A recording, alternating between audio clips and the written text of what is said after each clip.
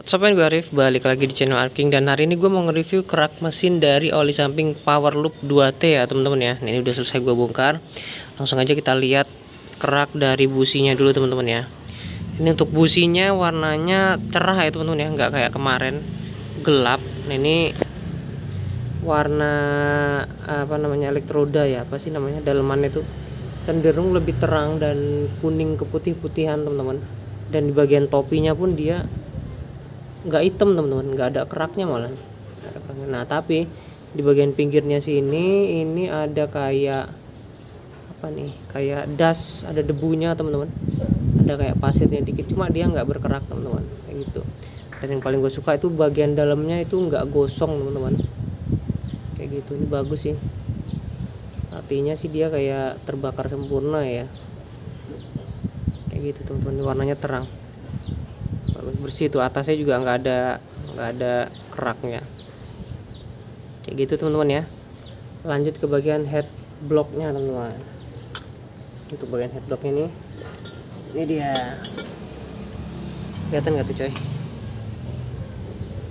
Nah, ini coba kalian nilai sendiri ya teman-teman ya. Menurut gua ini dia ini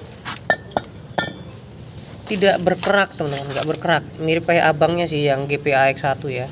Tapi by the way ini sama-sama oli GPA ya. Power Loop ini juga versi entry levelnya dari GPA teman-teman. Nah, ini dia nggak ada keraknya teman-teman, nggak ada keraknya. Ini cuma kayak ada pasirnya dikit di bagian pinggir sini, pasir. Nah, di bagian sininya juga dia gosong doang teman-teman, dan kering ya, nggak berminyak, kering ini, kering nggak berminyak dan gampang hilang tuh, set gampang hilang teman-teman, gitu. Ini nggak ada keraknya sama sekali, cuma dia gosong aja teman-teman.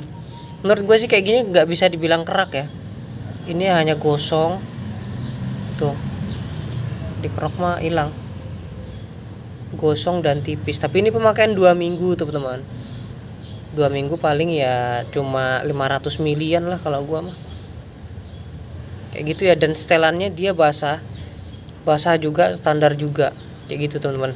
Hasilnya kayak gini, di sininya nggak ada kerak. Menurut gue ini hanya gosong aja, gosong dan tidak berkerak. Ini selama 2 minggu dengan pemakaian bensin pertalit ya teman-teman ya, sesuai deskripsi. Oke, kayak gitu. Ini di sininya kering, kayak gitu boy. Nah, kita lanjut lihat head pistonnya teman-teman ya. Ini head piston, kita lihat dulu. Nih, head pistonnya sendiri kayak gini men. Ini di bagian tengahnya berkerak, ya wajar lah kalau piston mah ya.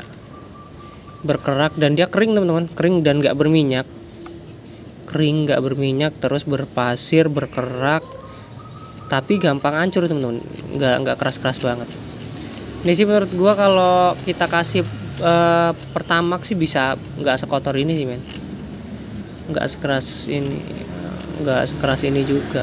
Nih, ngilanginnya juga gampang banget sih men, gampang hancur dia tuh. Kalau udah hancur jadinya kayak pasir, kayak gitu tuh, gampang banget bersihinnya tuh.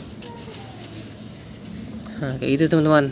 Kalau bagian head pistonnya dia berkerak dan gampang hancur, nggak keras kayak kemarin siapa sih, lupa gua. Nah, itu CTX itu keras teman-teman.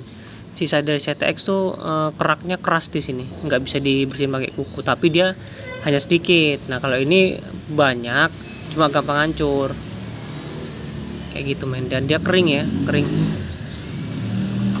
tuh. Begitu teman-teman hasil pengecekan gua. Ini by the way ini bloknya nggak ada masalah ya teman-teman ya, nggak ada baret, nggak ada apa, normal aja.